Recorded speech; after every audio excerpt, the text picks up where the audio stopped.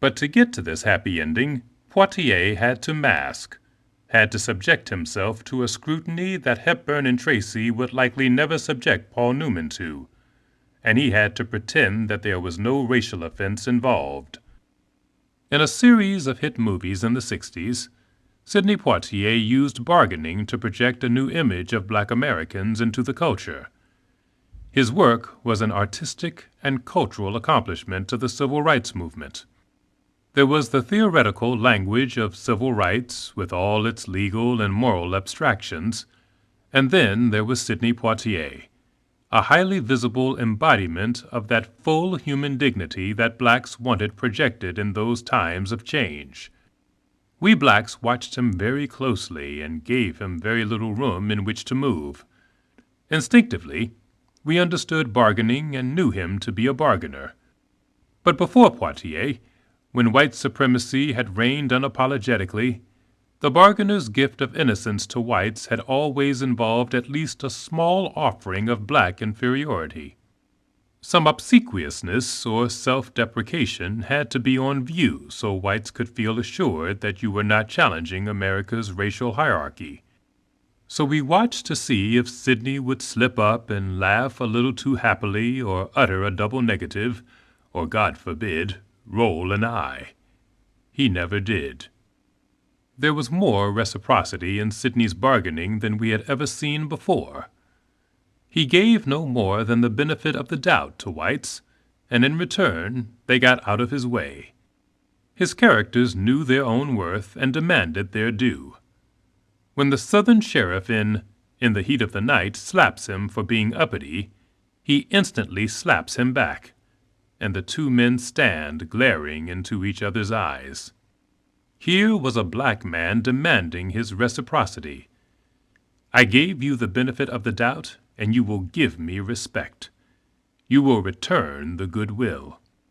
Probably no other scene in Poitier's oeuvre better makes the point that he was bargaining in a different America than Louis Armstrong had bargained in. But Sidney Poitier's career brought to the fore another important feature of bargaining, the gratitude factor. When whites receive the benefit of the doubt from blacks, this gift of racial innocence in a society shamed by its history of racism, they are flattered. They are being told that they are different from the white American bigots of legend. Despite the horrid reputation of the white race for being blind to the humanity of all other races, they are being trusted, at considerable risk to blacks, to behave in concert with the principle of racial equality. This is an extraordinary gift of trust to whites, coming as it does in a society where the legacy of past racism means that whites still surpass blacks on most socio-economic measures. The response to this flattering trust is invariably gratitude. And this gratitude is transmogrified into a real and powerful affection for the black who inspires it. In the case of Sidney Poitier, it meant that, for at least a season, he became the most popular movie star in America, with bigger box office than Paul Newman and Barbra Streisand. In a time when black challengers, Huey Newton, Stokely Carmichael, H. Rap Brown, were the norm, the gratitude for Sidney's benefit of the doubt was immense. After the mid-60s, in what I have called the age of white guilt, an age in which whites have been at pains to prove themselves innocent of racism, there has been a spillover of gratitude for blacks who bargain, blacks who offer innocence and trust. This is not to say that challengers don't do well in these times as well. There is a desperation in white guilt that feeds both bargainers and challengers. Jesse Jackson and Al Sharpton get no gratitude, but they do get power and considerable money. Still, challengers will never have wide mainstream acceptance in America. They will never have the affection or the love of broader America. Like bargainers, they offer innocence, but only after a kind of extortion that sullies both parties. Bargainers give in good faith and receive in good will, and for the very best of them, there is a kind of synergy, a back-and-forth compounding of goodwill that broadens and deepens the affection and love they receive almost to the point of reverence. The great bargainer of our time is Oprah Winfrey, arguably the most well-loved public figure in American life.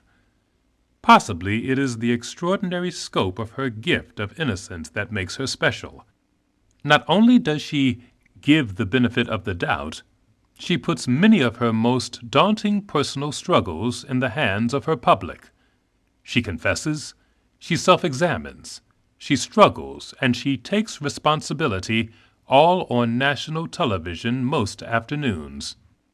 Such openness clearly requires courage, but the form her courage takes is the unparalleled level of trust that she puts in her largely white public. She trusts them with far more of her inner life, even her woundedness, than other public personalities.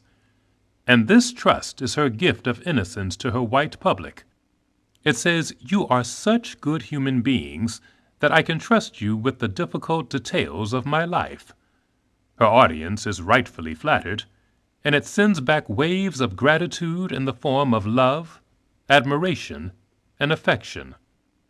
There is a point for black bargainers, Sidney and Oprah are good examples, when the synergy of innocence given and gratitude received elevates them to an iconic status in the culture. What I will call the iconic Negro is someone who embodies the highest and best longings of both races. In such people, both blacks and whites can see the historic shames of their races at last overcome. In loving Oprah or in admiring Sidney, whites can experience themselves shorn of racism, as people capable of complete human identification with a black. As white women wrestle with a weight problem or the memory of childhood sexual abuse along with Oprah, they may look up at some point and remember that she is black, but then only laugh at how little that means.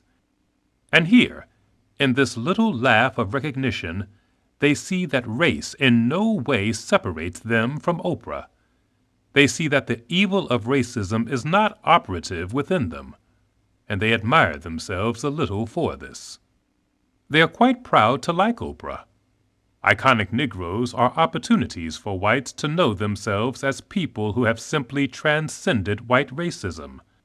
For blacks, they represent transcendence of the inferiority stereotype.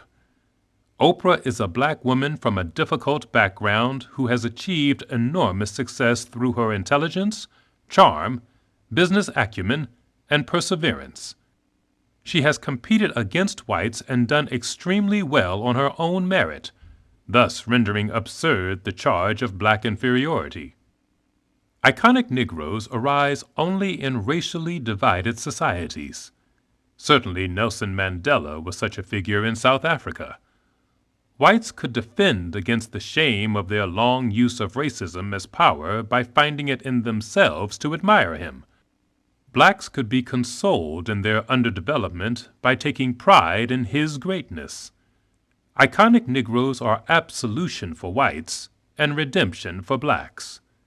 Everyone has an investment in them. Everyone takes a protective attitude toward them. They seem to resolve the very divide they straddle. Because racial divisions seem somehow healed in the person of iconic Negroes, and because they flatter both blacks and whites, they are some of the most compelling personalities in American advertising.